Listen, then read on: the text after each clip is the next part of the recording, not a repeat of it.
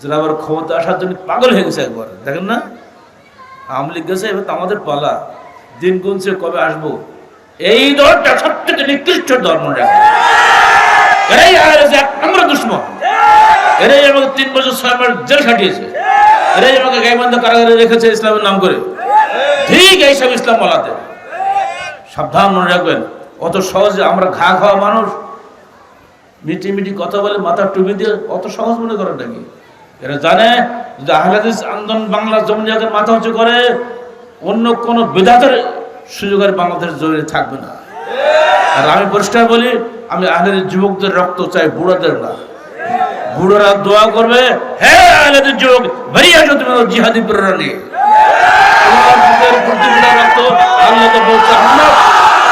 তোমার হাত দিয়ে কোনো বেদাত হবে না, তোমার হাত দিয়ে শিরক হতে পারে না। বিধান বাতিল করো, ওই বিধান কায়েম করো, সকল বিধান বাতিল করো, ওই বিধান কায়েম করো। আল্লাহু তাকবীর। বাংলার জমিনে করোনার ছাড়া কোনো বিধান চলবে না।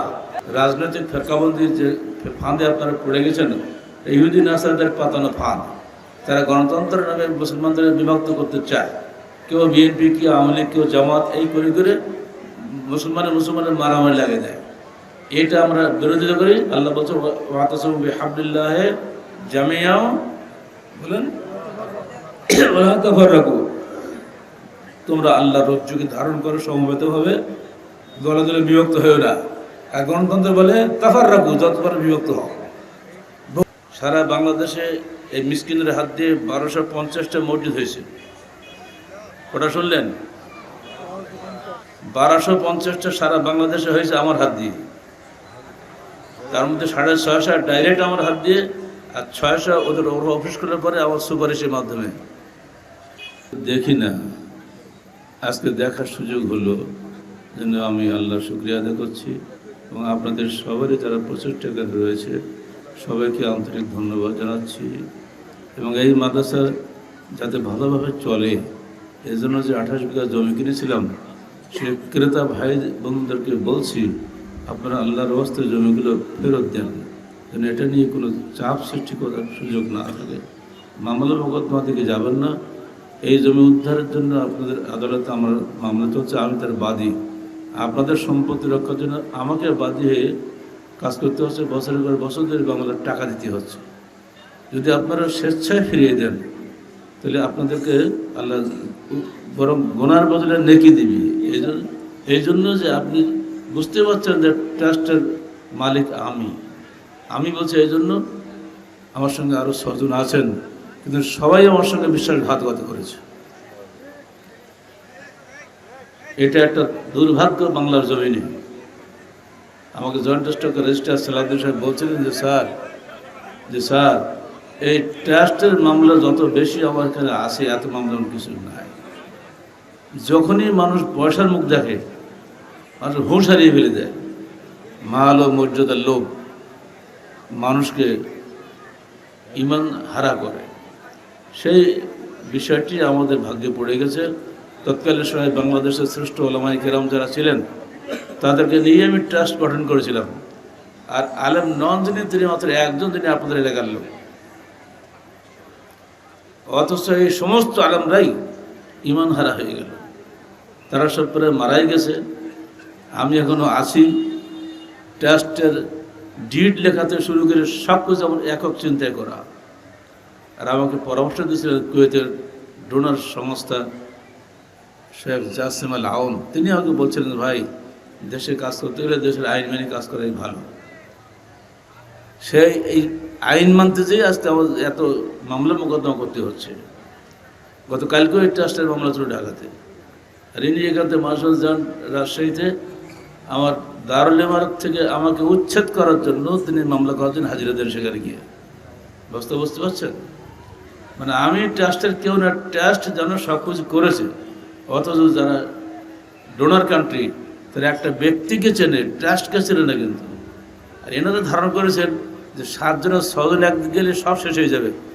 এটা নয়, এটা ইমারত ভিত্তিক সংগঠনের আমির হল প্রধান। তিনি যাকে খুশি তাকে সদস্য করেন। সদস্যরা যদি মনে করে আমরাই সব কিছু, তাহলে অবস্থা কি হয় হাসিনার দিকে বোঝেন। বন্ধুরা আমার, 28 বিঘা জমির কথা আমার বলার আগেই স্নেহের সুজা বলে দিল। আমাকে ধন্যবাদ জানাচ্ছি, বিষয় সে বলেছে। আমি ব্যক্তিগতভাবে আপনাদেরকে অনুরোধ করে যাচ্ছি, কোনো রকম ঝগড়া ফাসাদ যেন না হয়। স্বাভাবিকভাবে আপনারা জমিগুলো মাদ্রাসার নাম করে মাদ্রাসাকে ফেরত দেবেন, আপনি নেকি পাবেন। এতে কোনো ব্যক্তিকে দিচ্ছেন না আপনি, তাই না? যেন এ নিয়ে কোনো লড়াই করতে না হয়। আর আমিও গাইবান্ধা আদালতের মামলা সব তুলে দেবো, যেদিন শুনবো যে আপনারা মামলা বই সব বলে ফেরত দিয়েছেন জমি, সমস্ত মামলা আমি উঠাই দেব। বিষয়গুলো আমি শুরুতে বলে দিচ্ছি, আরও জেনে রাখেন। সারা বাংলাদেশে এই মিসকিনের হাত দিয়ে 1250টা মসজিদ হয়েছে। ওটা শুনলেন? 1250টা সারা বাংলাদেশে হয়েছে আমার হাত দিয়ে। তার মধ্যে 650 ডাইরেক্ট আমার হাত দিয়ে, আর 600 ওদের অফিস করার পরে আমার সুপারিশের মাধ্যমে। তার মধ্যে 493টা মসজিদ তালিকা আমার রেকর্ডে আছে আমার অফিসে। যেখানে 24,71,06,568 টাকা 42টা জেলায় ব্যয় করেছি আমি। গাইবান্ধা 32টা মসজিদ করা হয়েছে, যেখানে 2,03,20,482 টাকা খরচ হয়েছে। প্রথম মসজিদ হয়েছে সাঘাটা, 38,51,92 নম্বর প্রজেক্ট, মানে 92 সালে 38 নম্বর মসজিদ হচ্ছে এই শিমুলবাড়ি মসজিদ, না ওটি সাঘাটা বাজার মসজিদ। আর শিমুলবাড়ি বাজার যে মাদ্রাসা, এটার প্রজেক্ট নম্বর 493, অর্থাৎ সবার আগে হচ্ছে সাঘাটা বাজার, এরপরে হচ্ছে 93 সালে আমি এখানে কীভাবে এসেছি একবার চিন্তা করেন। এরপরে শিমুলবাড়ি মাদ্রাসা আরেকটা প্রজেক্ট দিয়েছি, 98/94 নম্বর প্রজেক্ট। শিমুলবাড়িতে আরেকটা দিয়েছি, 11/97 নম্বর প্রজেক্ট। শিমুলবাড়িতে আরেকটা দিয়েছি, 39/96। এতগুলো প্রজেক্ট দিয়ে তো শিমুলবাড়ি এত বড় হয়েছে, বলি একটাতে এত বড় হয় না। আমাকে অন্য জায়গায় বাদ দিয়ে শিমুলবাড়িতে 5-6টা প্রজেক্ট দিতে হলে কেন, বুঝতে পারেন? এর মধ্যে কারণ আছে। কারণ এটা আগে থেকেই আহলে হাদিস আন্দোলনের কেন্দ্র ছিল। সেই ইতিহাস শুনিয়ে দিই আপনাদেরকে। সিরাজগঞ্জ জেলার হজ সাহেব, তিনি এখানে এসে প্রথম দাওয়াতি কাজ শুরু করেন। হজ সাহেবের পরে আসেন তার ছেলে, তিনি এসে বাবার মতোই ব্যাপক হারে দাওয়াতি কাজ শুরু করেন। এই দাওয়াতি কাজের ফলে এলাকার মানুষের মধ্যে আহলে হাদিস, তখন বলা হতো মোহাম্মদী আন্দোলন, মোহাম্মদী আন্দোলনের ব্যাপক প্রসার লাভ করে এলাকার লোক শিরক বিদআত সব ছেড়ে দেয়। তারপরে এলাকার ওয়াসিউর রহমান চলে যায় জিহাদে, বালাকোট থেকে ফিরে আসে। এই কারণে এই এলাকাটায় বিশেষ করে শিমুলবাড়ি, ভুয়াকুয়া, পাকুল্লা, এই এলাকাতে তাদের কাজ ছিল খুব বেশি। আর ধনারুবার ছেরুডাঙ্গার জঙ্গলের একজন মানুষ দিন রাত পালিয়ে থাকতো। তৎকালীন সময় ব্রিটিশ পুলিশ পালিয়ে তাকে ধরে মেরে দিত। এত কষ্টের এলাকা হচ্ছে এটা। কারণ এই যে ব্রিটিশের পুলিশরা পানিকে খুব ভয় করে। যেখানে পানি সেখানে ওরা যায় না, যদি নৌকাতে মানুষ ডুবিয়ে মেরে ফেলতে। এখানে নদী দেখলাম না, এখন আগে তো হচ্ছে বড় নদী ছিল। এই জন্য তৎকালীন সময়ের আহলে হাদিস নেতারা এই নদী এলাকায় আসতো, যান রাজশাহী পদ্মার ধারে, যান রংপুরে, নীলফামারী, তিস্তার ধারে, যেখানে যেখানে নদী, সমস্ত নদীর পরে আহলে হাদিস সংখ্যা বেশি। মৌলিক কারণ ওইটা যে ব্রিটিশের সেনাবাহিনীকে এই আহলে হাদিসরা ডুবে মেরে ফেলবে, সেই ভয়ে ওরা এখানে আসতো না। আর এইসব জায়গাগুলি আহলে হাদিসের সংখ্যা হয়ে গেছে খুব বেশি। কিন্তু মানুষ ইতিহাস ভুলে গেছে। ফলে আমি তো ইতিহাস বলতে পারি না, কারণ এর উপরে আমার ডক্টরেট করা। আমি দেখলাম এমন একটা একেবারে এই এলাকা তখন তো আসাই যেত না নৌকা ছাড়া, অনেক কষ্ট করে আসতে হতো। দেখলাম এই এলাকা তো কিছু কেউ করবে না, আমাদের কিছু করার দরকার। আলহামদুলিল্লাহ এই করে করে এই এলাকাটা আমরা গড়ে তুলেছিলাম। সেই সময় যারা আমাদেরকে সহযোগিতা করেছিলেন, ভাই রুহুল আমিন সাহেব, আব্দুল বাকি, আমাদের নজির হোসেন সাহেব ঘনারুহার, আমি আমাদের আব্দুল জলিল সাহেবের সঙ্গে দেখা হলো, দেশের স্বাস্থ্য খারাপ হয়ে গেছে। তাজুলের সঙ্গে দেখা হলো, ওরও স্বাস্থ্য খারাপ হয়ে গেছে।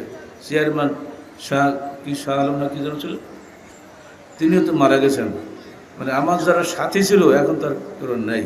আমার তো মনে হচ্ছে তাদের সবার চেয়ে সুস্থ আছে। তাদের সবার জন্য আমি আল্লাহ পাকের নিকটে খাস দোয়া করি, আল্লাহ পাক তাদেরকে জান্নাতে ফেরদৌস নসিব করেন এবং যারা সহযোগিতা করেছেন তাদেরকে উত্তম জাযা দান করেন। জুমার বাড়ির ক্লিনিকটা আমি ভুলতে পারি না, যার নাম ছিল নূরা জাহিম ক্লিনিক হাসপাতাল, নূরা জাহিম হাসপাতাল। এটা প্রজেক্ট নম্বর 88/93, আর একটা দিয়েছিলাম 66/95। দুটা দিয়ে পূর্ণাঙ্গ হাসপাতালের রূপ দিয়েছিলাম।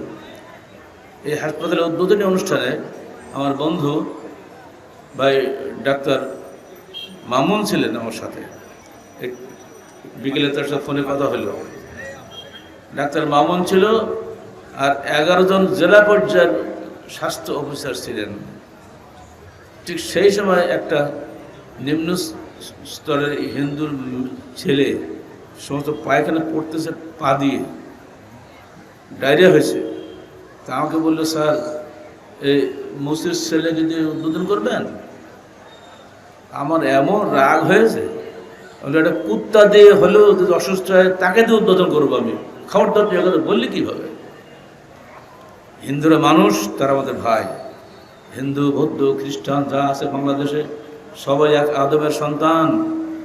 অতএব তাদের ভুলের জন্য তারা যদি বিভিন্ন ধর্মে চলে গিয়ে থাকে, কিন্তু আমি আল্লাহর বান্দা হিসেবে আমি তাদেরকে ঘৃণা করতে পারি না, তাদেরকে দিয়েই শুরু করব। সেদিন তাকে দিয়েই শুরু হয়েছিল। এই স্মৃতিগুলো ভোলা যায় না। আমি এলাকার হিন্দু ভাইদেরকে আন্তরিক মোবারকবাদ জানাচ্ছি, তারা যেন আমাদেরকে না ভুলে যান এবং এই গাইবান্ধার ঐতিহ্যবাহী শিমুলবাড়ি কেন্দ্রকে সর্বতভাবে সবাই মিলে গড়ে তোলার চেষ্টা করুন। রাজনৈতিক ফেরকাবন্দির যে ফাঁদে আপনারা পড়ে গেছেন, ইহুদি নাসারদের পাতানো ফাঁদ। তারা গণতন্ত্রের নামে মুসলমানদের বিভক্ত করতে চায়। কেউ বিএনপি, কেউ আওয়ামী লীগ, কেউ জামাত, এই করে করে মুসলমানের মারামারি লাগে দেয়। এটা আমরা বিরোধিতা করি। আল্লাহ বলছে ওয়াতাসিমু বিহাবলিল্লাহি জামিআ, বলেন ওয়ালা তাফাররাকু, তোমরা আল্লাহর রজ্জুকে ধারণ করো সমবেতভাবে, দলে দলে বিভক্ত হয়েও না। আর গণতন্ত্র বলে তাফাররাকু, যতবার বিভক্ত হও। বহুদলীয় গণতন্ত্রের খুব ভালো কাজ না, এটা খুব খারাপ। এটা আমরা এর বিরোধিতা করি। যদি মনে করেন যদি আমি জামাত এখানে একটা ইলেকশনে যদি দাঁড়াতাম আমি, তা আপনারা আমাদের ভোট দিতেন না? দিলে তো আমি একটা এমপি দিতে পারতাম না। এসব হয় না, এগুলো ইসলাম বিরোধী রাস্তা। এসব রাস্তায় আমরাও যাই না, যেহেতু আমরা কাউকে উপদেশ দিই না। আপনারা ইচ্ছা করলে যান, কিন্তু এটা আমাদের আপত্তি রইল। আল্লাহ পাকের কাছে দায়ী করেন না যে আমরা সাপোর্ট করি।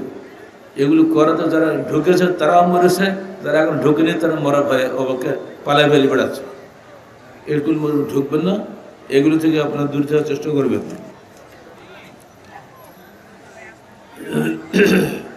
আহলে হাদিস আন্দোলন কেবল ওয়াজের আন্দোলন নয়, এটি একটি জনসেবার আন্দোলন।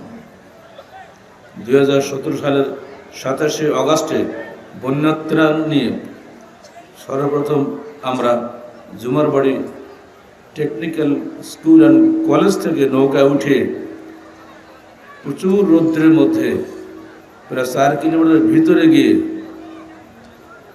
গারামারা, কানাইবাড়ি এইসব জায়গাতে নৌকা দাঁড়িয়ে আমি নিজ হাতে প্যাকেট তুলে দিয়েছি, প্রায় 500 প্যাকেট।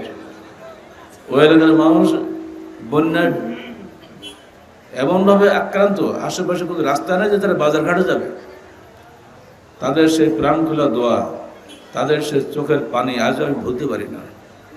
তো আমরা 2017 সাল পর্যন্ত এখানে এসেছি বন্যাত্রাণ নিয়ে।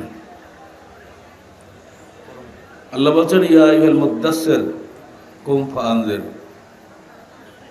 হে চাদরাবৃত, ওঠো, আল্লাহকে ভয় দেখাও। এই আয়াত নাজিলের পরে আল্লাহ রাসূল তো ভয় পেয়ে গেলেন, যাই মানুষের ভয় দেখাবো, ওরা তো আমাকে মারবে। উনি কাঁপতে কাঁপতে বাড়িতে এলেন। তখন তার স্ত্রী খাদিজা, তিনি তাকে চাদর মুড়িয়ে দিয়ে বললেন যে আপনি ভয় পাবেন না, কাল্লা ওয়াল্লাহি লা ইউখজিকাল্লাহু আবাদা, আল্লাহর কসম, কখনই আল্লাহ আপনাকে লজ্জিত করবেন না। ইন্নাকা লা তাসিলুর রাহমা ওয়া তাহমিলুল কাল্লা ওয়া তাকসিবুল মা'দুমা ওয়া তাকরিদ যায়ফা ওয়া তুঈনু আলা নওয়াইবিল হক। অবশ্যই আপনি আত্মীয়দের কাছে সাথে সদাচরণ করেন, আপনি দুস্থদের বোঝা বহন করেন, নিঃস্বদের কর্মসংস্থান করেন, অতিথিদের আপ্যায়ন করেন এবং বিপদগ্রস্তকে সাহায্য করেন। রসুলের আদর্শের অনুসরণে আহলে হাদিস আন্দোলন বাংলাদেশ শুধু ওয়াজ করে না, জনসেবাও করে। আমার রসুলের ব্যাপার যদি এইটাই হয়, যারা আল্লাহ রসুলের নামে মিলাদ পড়েন, মিলে আল্লাহ নবী নিজে করে মিলাদ পড়েনি, তার সাহাবীরাও করে মিলাদ পড়েনি, এর উপর লাভটা কি? কিন্তু তিনি যা করে গেছেন সেগুলো আপনি করেন। সকল ইসলামী সংগঠন যদি মানুষকে জনসেবা করে যেত, তাহলে আজকে এই দুর্দশা হয় নাকি দেশের? জনসেবার জন্যই আমাদের যেতে খ্রিস্টানদের কাছে। কেন সেই খ্রিস্টানদের কাছে যাবো?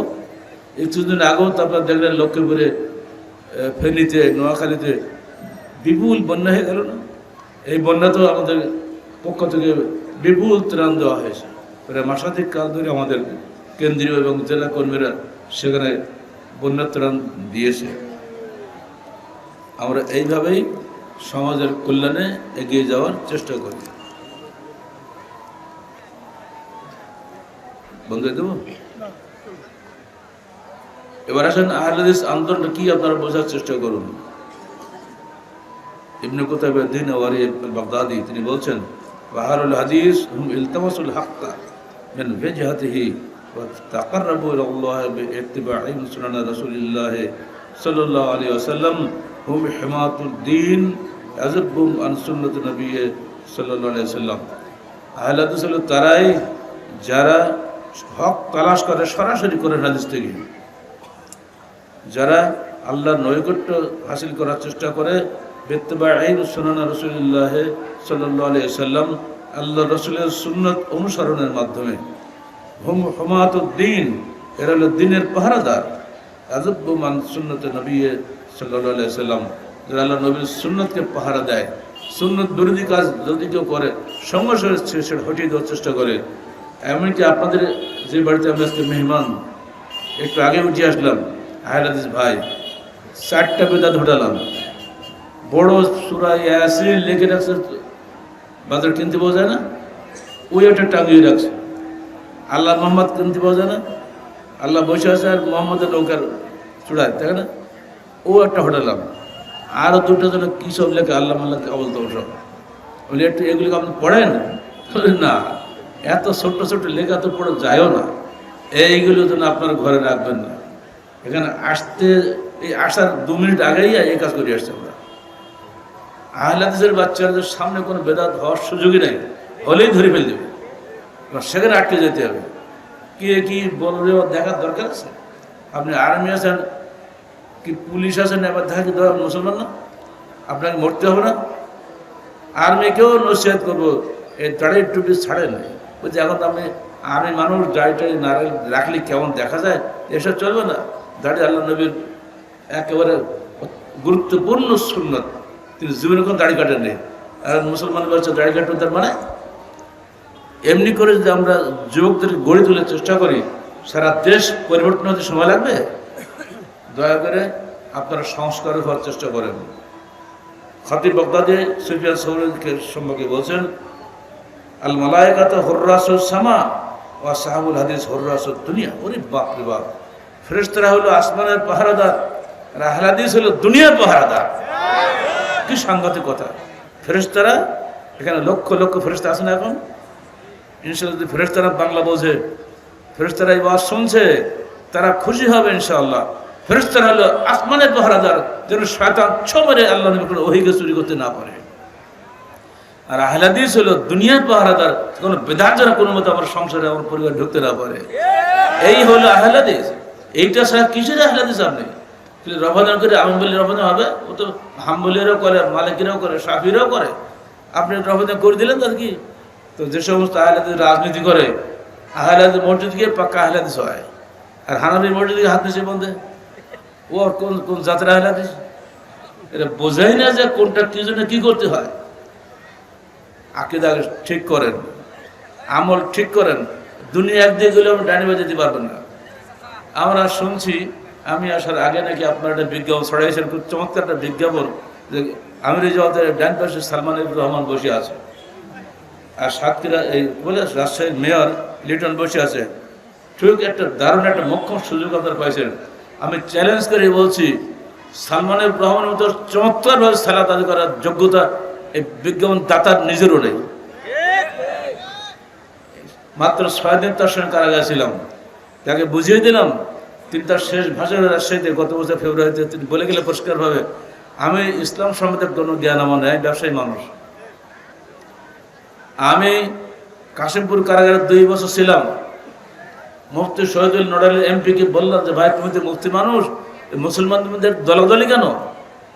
উনি 2 বছর ধরে কি যে কি বললেন, পেশাই পেশি আমার মাথায় আসে না। কিন্তু হঠাৎ কারাগারে যেয়ে দেখি গেলেন ভাই, মাত্র 6 দিন থাকলাম, উনি এত সহজে আমাকে ইসলামটা বুঝিয়ে দিলেন, আমি সঙ্গে গ্রহণ করে নিলাম। কখন? ফজরের সালাত পড়ে আমি 10 দিনের অভ্যাস আছে আমার, মুক্তদলের উনি আর বগুড়ার এমপি লালু, উনি জিজ্ঞেস করছেন আচ্ছা ইনি কে? 10 দেওয়ার মজাজে উনি বুঝে গেছেন আপুসহীন লোক। তা বলেছে উনি এই নাম তো শুনেছি কিন্তু কখন দেখি নাই। এবার গেছেন আমার কাছে, কিন্তু সালাম দিয়ে বসছে আমার সামনে। আমি তো টেবিল চেয়ার লিখছি এই যত নবীদের কাহিনী 1, 2, নবীদের কাহিনী 3, সিরাত রসুল দেখছেন এগুলা, এইসব কারাগারের সম্পদ এগুলা। তো তখন আমি কিন্তু খুব লেখায় ব্যস্ত। সালাম দিয়ে গিয়ে বসলেন, বলছে এই প্রশ্নটাই করলেন, মুসলমানদের মধ্যে আর দলাদলি কেন? আপনার 5টা ছেলের মধ্যে দলাদলি হয় না? এক কথা শেষ। তাহলে বাঁচার উপায় কি? খুব সহজে বাঁচার উপায়, দেখবেন কার আমলটা সহি হাদিস অনুযায়ী ঠিক আছে, খালাস। সহি হাদিস অনুযায়ী হলে ওটাই ইসলাম, সহি হাদিসের বিপরীত হলে ওটা বাদ দেবেন। বলছি এত সহজ? হ্যাঁ, এটি সহজ। এই যে শুরু হয়ে গেল জোরের সঙ্গে একেবারে কায়দা রফুলা দেয় কি আলহামদুলিল্লাহ পড়লেন না? বলাই দিতে হবে, তাহলে তো বলবো নাকি পাবেন না? আলহামদুলিল্লাহ 10টা নাকি পাতেন, বললেন না, ফেল করলেন। এই মানুষটাকে নিয়ে যারা পোস্টারিং করছে, যারা বিজ্ঞাপন ছড়াচ্ছে, তারা সবচেয়ে নষ্ট লোক, চরিত্রের লোক।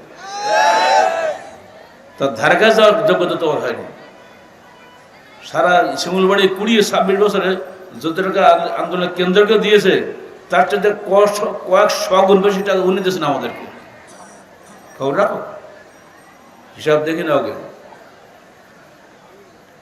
এরকম পচা হলে না, হ্যাঁ পড়তে তো রাজনীতির ভাগ, এটা উনি বড় ব্যবসায়ী, উনি কখনো রাজনীতি জড়েন নাই, কখনোই কোনোদিন এমপি হন নাই। এমপি হওয়ার পরে আমি টের পেলাম, আপনি কি কাজ করলেন? তো বলছে হলে একটু শক্তি বেশি হয়। এখন বুঝছে কেমন শক্তি হয়েছে, বুঝছেন? আমাকে সালাম পাঠিয়ে দোয়া চাইছে এবং ক্ষমাও চাইছে সঙ্গে সঙ্গে, যে আমাদের কথা না শুনে ভুল করেছে। অতএব কেউ ভাববেন না ঠিক লিটনই জন্মগত আহলে হাদিস, ওর বাবা দাস দূর আহলে হাদিস, সে কি হাত দেওয়া নাকি? সে মেয়র। যে শহরে আমরা প্রোগ্রাম করছি সেই শহরের মেয়র যদি হিন্দুও হয়, তার কাছ থেকে অনুমতি নিতে হবে না? কি এমন পাপ হয়েছে? সে শহরে সে আগে থেকেই আহলে হাদিসকে সালাত আদায় করে, তাতে আমাদের কোন জাত মান গেল? হ্যাঁ, যদি সাহস থাকে ওই দুজনকে পাশে বসিয়ে, আমি ওই দিন যে ভাষণ দিয়েছিলাম, পারলে ভাষণটা ধৈর্যের সঙ্গে শুনে দেখো, সেই ভাষণেই তার উত্তর হয়ে গেছে। ওরা যে জ্ঞানী হয়, কোশ্চেন কাল ডানে বায়ে যাবে না। ভাষণটা না শুনে খালি একজনের চেহারা থেকে গীবতার তহমত শুরু করা। বন্ধুরা আমার, এগুলো মেনে নিতে হবে, এগুলি মেনে নিয়ে আপনাকে চলতে হবে। ইবনে তাইমিয়া বলছেন, ইমাম আবু দাউদের নাম জানেন তো? বুখারী, মুসলিম, তিরমিজি, আবু দাউদ নাসাঈ আছে না? আবু দাউদ কি বলছেন, লাউলা হাজির সাহাবা লাম দারসুল ইসলাম, যদি পৃথিবীতে আহলে হাদিস না থাকতো ইসলাম মিটে যেত বহু আগেই। বলুন ঠিক বলেন না, বলুন আলহামদুলিল্লাহ। যদি পৃথিবীতে আহলে হাদিস না আসতো ইসলামী দুনিয়া থাকতো না। আর কি বলবেন? এইসব মনীষীদের কথার কোন মূল্য আপনার কাছে নেই না? তার কিতাব পড়ে আপনি মাদ্রাসা খুলছেন, আবু দাউদ পড়েন না? সেই আবু দাউদের সংকলন নিজেই এ কথা বলেছেন, লাউলা হাজিল সাহাবা লাম দারসুল ইসলাম। ইবনে তাইমিয়া জগৎ বিখ্যাত মনীষী, জেলখানায় 10 বার গেছেন তিনি, জেলখানাতেই তার মৃত্যু হয়েছে। তৎকালীন সময়ের মালিকি আলেমরা এত হিংসুক আলেম ছিল, এই আলেমদের হিংসায় তিনি জর্জরিত হয়ে তারাই তাকে তৎকালীন সময়ের প্রশাসনকে খেপিয়ে তাকে জেলখানায় রাখত। এই মানুষটা সারা জীবনের অভিজ্ঞতা লব্ধ বক্তব্য এই, দেখো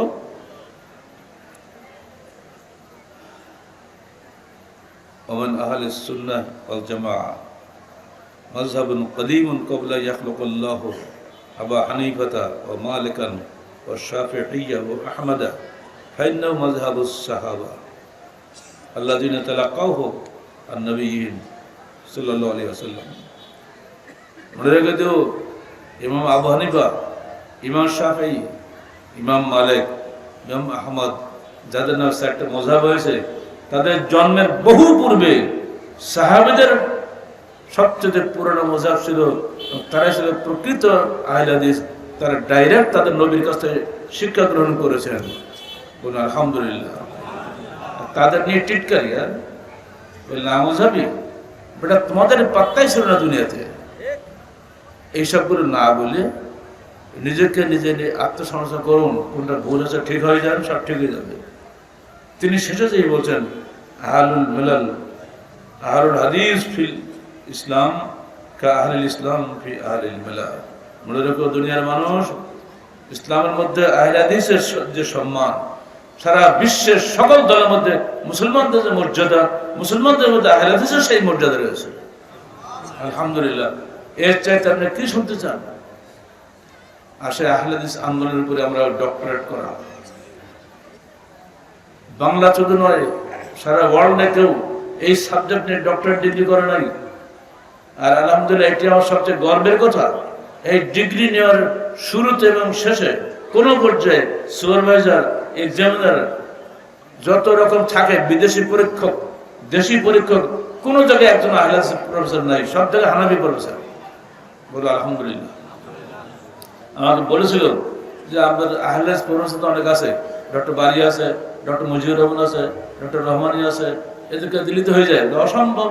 আহলে হাদিসের হাত যেন আমার থিসিস না লাগে, হানাফিদের হাত দিয়েই আমার থিসিস ইনশাআল্লাহ বেরিয়ে আসবে। এবং তাই বেরিয়েছে সর্বসম্মতিক্রমে, একজনের ভিতরে বলেনি যে এটা একটু খারাপ হয়েছে।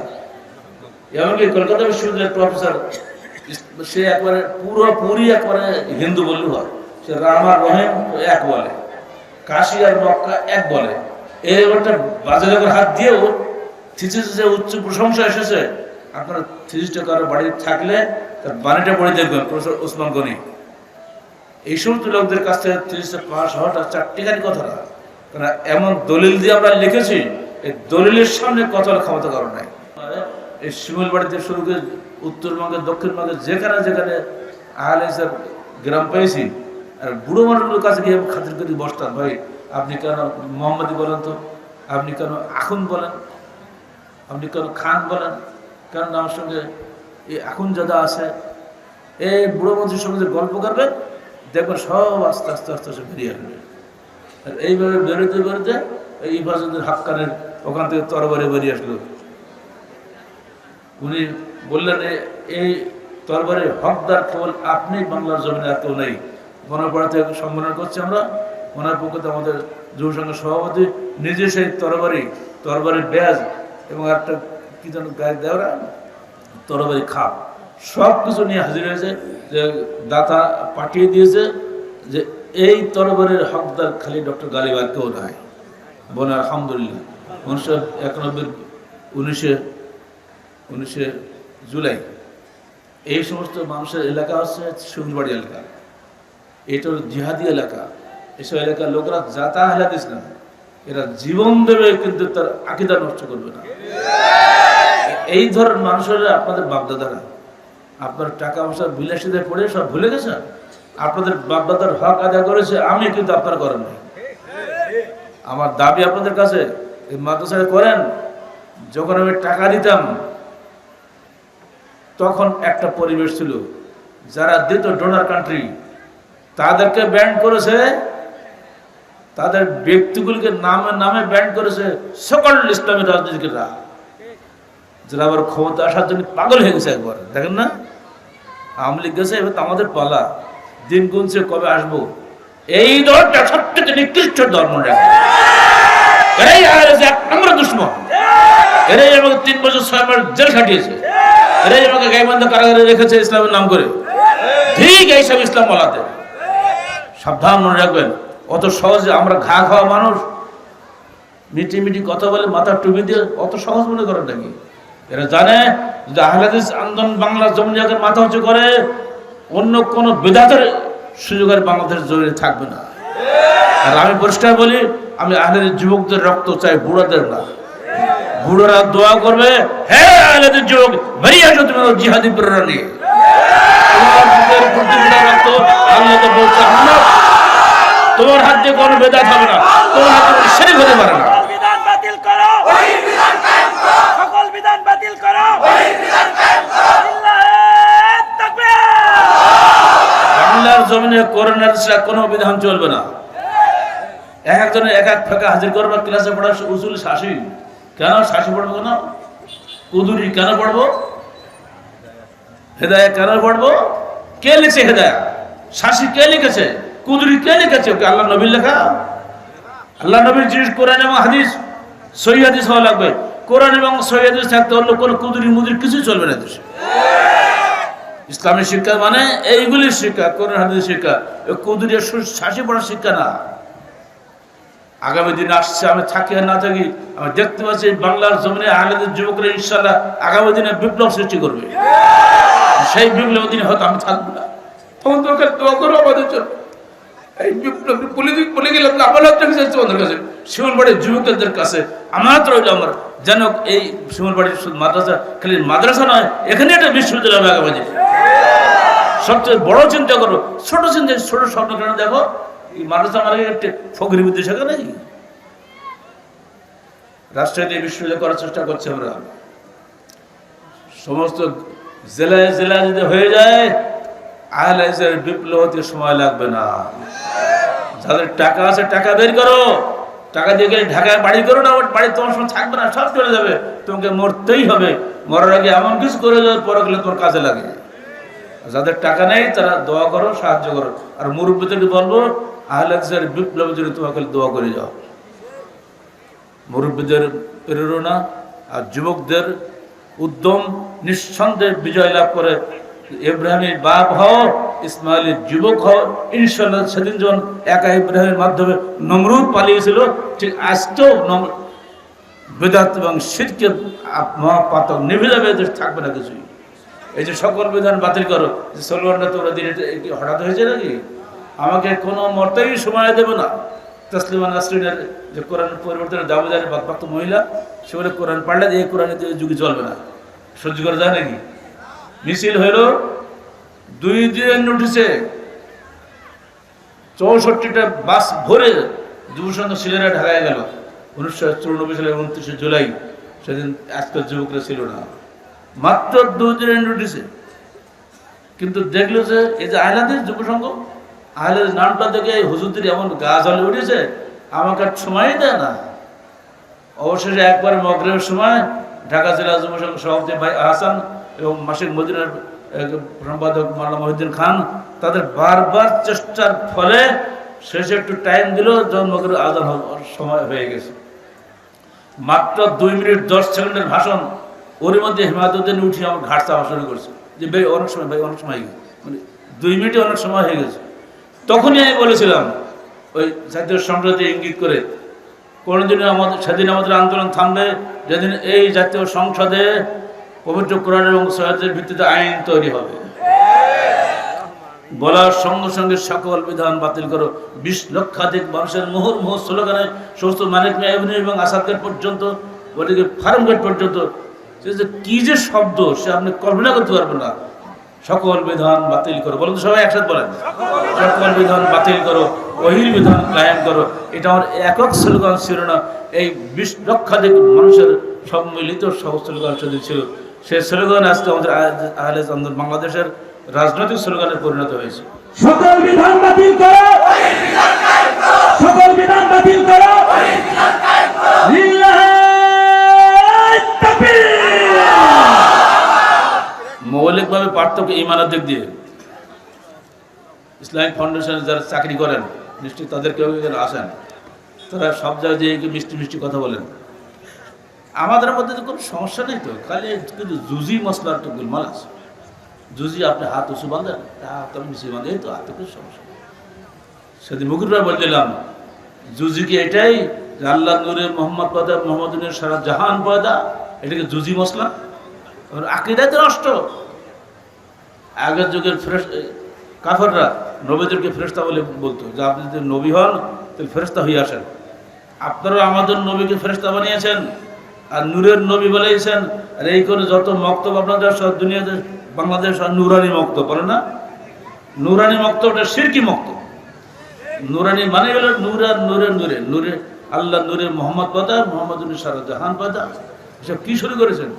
আমরা আরবি কায়দায় লেগেছি 3 খণ্ডে শেষ করেছি।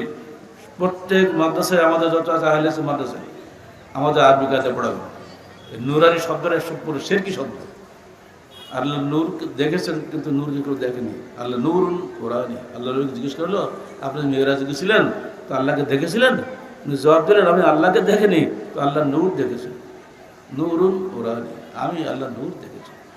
অথচ আজকে বাংলাদেশে ঘরে ঘরে আকীদা নষ্ট করে দিচ্ছে। এমনি করে আরো অসংখ্য বিষয় রয়েছে। তুমি হে নূরের নবী, নিখিলের ধ্যানের ছবি, তুমি না এলে দুনিয়ায় আধারের ধ্রুবিত ছবি। এটা কি শিরকি গান না ইসলামী গান? যেহেতু কবি নজরুল লিখেছে অত ওটা জায়েজ হয়ে গেছে। জাতীয় কবি যে কবি নজরুল কি মুহাদ্দিস ছিল? তা তো ভুল হতেই পারে।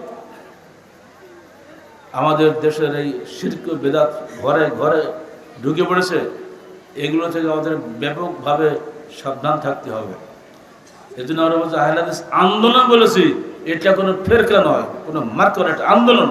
যার মধ্যে আন্দোলনের মেজাজ নাই সে আমাদের সংগঠনে ঢুকতে পারে না। যেখানে বেদাত সেখানে প্রতিরোধ, একটু দেরি করা হবে না। তো নিজের ঘরে হোক আর পরে ঘরে হোক, ছাড়া নাই। এমনি করেই সমাজের পরিবর্তন আসবে। আদর করে গায়ে হাত বুলিয়ে বুলিয়ে কোনো বেদাত দূর হয় না। যদি আপনার গায়ে একটা ঘা হয়, ডাক্তার খালি মলম দেয়, জীবনে ওই ঘা ছাড়বে না। কিন্তু যদি একটা ঘষিয়ে দিয়ে ওপরে শাল তুলি দেয়, কাঁচা রক্ত বের করে দেয়, এরপরে যদি মলম দেয় তখন সারবে।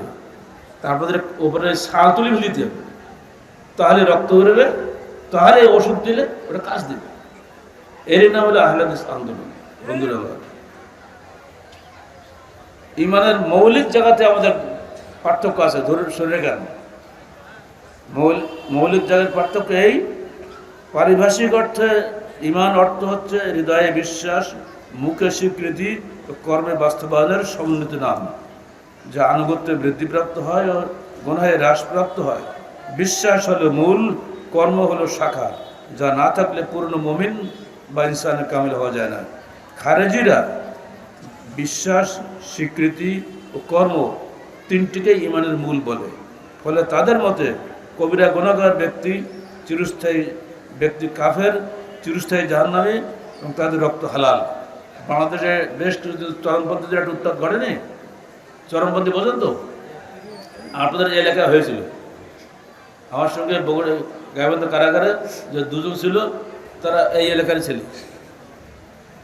আমার তুমি একটা ফুটস করে একটা মেরে দিলে, তোমার একটা মানুষ মারলে কি দেশ পরিবর্তন হয়ে যাবে? তবুও তো কিছু তো করা গেল, তো ও কোনো মতাই বোঝা নেই, এমন মাথা ধলে হয়ে গেছে। এটা হলো আন্তর্জাতিক ISS, ওরা বিদেশি টাকায়, আমেরিকার টাকা বিশেষ করে এগুলি করে, এবং ওরা দেখে যে গুলিটা মারতেছে কোন দিকে, বৈরুতের দিকে যাচ্ছে, লেবাননের দিকে যাচ্ছে, না ইসরায়েলের দিকে যাচ্ছে। ইসরায়েলের দিকে যায়, পিছন থেকে দাঁড়িয়ে থাকে আরো আর্মি, ঠাস করে আপনাকে মেরে ফেলে দেবে। যদি গুলিটা ফিলিস্তিনের দিকে যায় তাহলে সমস্যা নেই। আন্তর্জাতিক চক্রান্তের ফসল হচ্ছে বাংলাদেশে এসে চরমপন্থী দল। এরা এখন চরমভাবে মার খেয়ে গেছে, বেশি লাফাচ্ছে না, কিন্তু আকিদার অনুসারে অনেক যুবক কিন্তু তোমাদের মধ্যে এখন অনেকে আছে।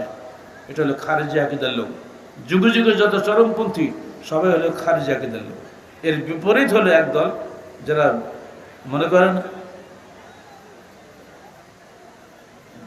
বিশ্বাস অথবা স্বীকৃতি যথেষ্ট।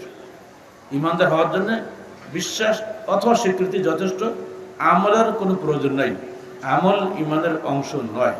এর জন্য তারা ঘন ঘন স্লোগান দেয়, আমার ইমান ঠিক আছে, আমি কোনো চুরি করি না, ডাকাতি করি না, ঘুষ টানি কিছু করি না, আমার ইমান ঠিক আছে, নামাজ পড়া কি দরকার? বুঝলেন না? তারা সালাত সিয়াম কিছুই করে না, কিন্তু ইমান ঠিক আছে। এরা কারা বলেন? এরা হলো মুরজিয়া। এই একেতে লোকের সংখ্যা বাংলাদেশে বেশি, এবং তারাই সমস্ত বাজার গরম করতে, রাজনৈতিক ময়দানে তারাই বসে আছে। রাজনৈতিক নেতারা সালাদ সিয়াম ধার ধারে না, কিন্তু ভোটের সময় তৌহিদ জনতা। সাবধান, এটা মুরজিয়া আকিদা। এরপর আসেন খারেজি এবং মুরজিয়া, দুই চরমপন্থী ও শৈথল্যবাদী মতবাদের মধ্যবর্তী হলো আহলে হাদিসের ঈমান। তাদের মতে বিশ্বাস ও স্বীকৃতি হলো মূল এবং কর্ম হলো শাখা। ফলে কবিরা গুনাহগার ব্যক্তি তাদের নিকটে কাফের নয় বা পূর্ণ মুমিনও নয়, বরং ত্রুটিপূর্ণ মুমিন বা ফাসেক। তওবা না করে মারা গেলেও তারা চিরস্থায়ী জাহান্নামী নয়। ধরুন আপনার অ্যাক্সিডেন্ট হয়েছে, আপনি তওবা করার সময় পেলেন না, তাহলে আর কাফের হবেন নাকি? কবিরা গুনাহ করে না, আপনি এমন লোক কোথাও খুঁজে পাবেন না। সারা জীবনে একটা মিথ্যে কথা বলেননি, এরকম লোক আছে কেউ? সারা জীবনে একটা গীবত করেননি, এরকম লোক কেউ আছে? কোথাও পাওয়া যাবে না। এদেরকে যদি আমরা কাফের বলি তো কাল্লাকাড়ি দিয়ে দেবেন। আবার এরা যে কিছুই না মনে করে যে কোনো গুনাহ এটা কিছু না, এমনি না, সে অবশ্যই গুনাহগার হবে, তো ত্রুটিপূর্ণ মুমিন হবে। এই পার্থক্য বুঝে আপনি নিজেকে আহলে হাদিস বলবেন। নদীর দুধারে যদি শান বাঁধানো থাকে, যদি বোল্ডার দিয়ে বন্ধ করা হয়, তখন আশপাশ পানি ছড়িয়ে যায় না, সব পানিগুলো নদীর মাঝখান দিয়ে চলে আসে। আর এটা আমরা বলি ইহদিনাস সিরাতাল মুস্তাকিম, আল্লাহ তুমি আমাদের সরল পথ দেখাও। পুরা কোরআন সূরা ফাতিহার ইহদিনাস সিরাতাল মুস্তাকিমের এই যে দোয়াটা, এই দোয়ার বাস্তবতা হচ্ছে পুরা কোরআন। মদ খেলো না, জুয়া খেলো না, যত যা দেখছো জেনা ব্যবসায়ী করে না, আসে না সবগুলো, এইগুলো সব কিন্তু ইহদিনাস সিরাতাল মুস্তাকিম। সরল পথে চলতে গেলে আপনাকে অবশ্যই মদ ছাড়তে হবে, জুয়া ছাড়তে হবে। আমি গত কয়েকদিন আগে গেছিলাম লালবাজার একটা সম্মেলনে, যে মসজিদ আমার নিজেরই করা, সেই মসজিদ খুঁজে বের করলাম। বলে কি ভাই বাড়িতে কেউ আসে? তো হ্যাঁ, আমার একটা ছেলে আছে, এক ছেলে সুইডেন থাকে আর এক ছেলে কানাডায় থাকে, মানে একটা বিশাল ব্যবসা বাসা। আপনি বলে আমি কী করে বড় মনে ঘরে বসে আছে। মসজিদটা দেখলাম মসজিদে ছেলে একটা আছে, আসলে সামনে দেখলাম চেহারা দেখে বুঝে গেলাম যে অবস্থা খারাপ। পরে অনেক কিছু শুনলাম, দুঃখ লাগে। আহলে হাদিস সন্তানরা যখন এডিক্টেড হয়ে যায়, তারা যখন মাদকতার মধ্যে ডুবে যায়, তাদেরকে তাদের বাবারা যখন আপোষ করে নেয়, তারা অত্যন্ত ক্ষতির মধ্যে পড়ে যাবে। যদি কোনো মেয়ে ঘরের বেপর্দা থাকে, আর সে মেয়ের অন্যায় কাজে যদি বাবারা সাপোর্ট দেয়, ভাইরা সাপোর্ট দেয়, ওই বাপ মারা দায়ুস হয়ে যাবে। আর দায়ুস লায়াতখুলুল জান্নাহ, দায়ুস কখনো জান্নাতে প্রবেশ করবে না। ওদের সাবধান, বাড়িতে পর্দা পুশিদা, মেয়েদের পর্দা বিষয়ে সাবধান থাকবেন, এগুলো যেন আমার ভুলে না যায়। এবার আসুন তো, নারী পুরুষের মধ্যে পর্দা ফরজ।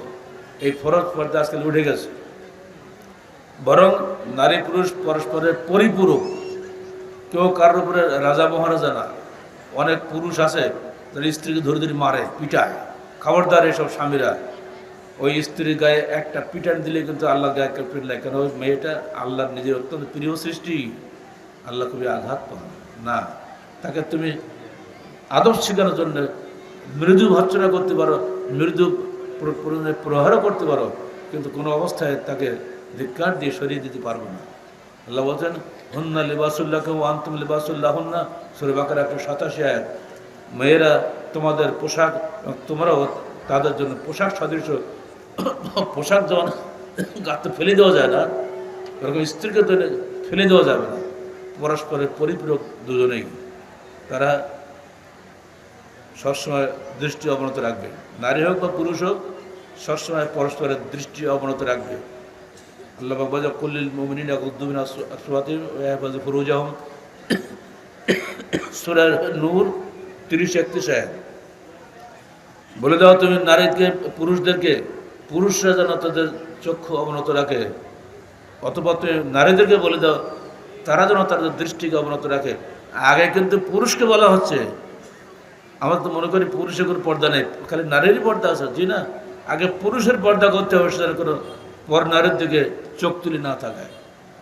ঠিক অমনি করে কোনো নারী যেন পুরুষের দিকে না থাকায়। তবে কাজ করবে কিভাবে? পুরোপুরি পর্দা বজায় রেখে যতটুকু কথা না বললে না, ততটুকু কথা বলবেন। সূরা আহজাব 53 আয়াতে হিজাব ফরজ করা হয়েছে এবং 59 আয়াতে জিলবাব ফরজ করা হয়েছে। ঢিলাঢালি কাপড় দিয়ে নিজেকে ঢেকে রাখা, হিজাব এবং বোরকা যাকে আমরা বলি আমাদের ভাষায়, এটা ফরজ সূরা আহজাব 53 এবং 59 আয়াতের মাধ্যমে। অতএব নারী পুরুষ প্রত্যেকেই খেয়াল রাখবেন যেন পরস্পরের প্রতি আমাদের কোনো ক্ষতি না হয়ে যায়।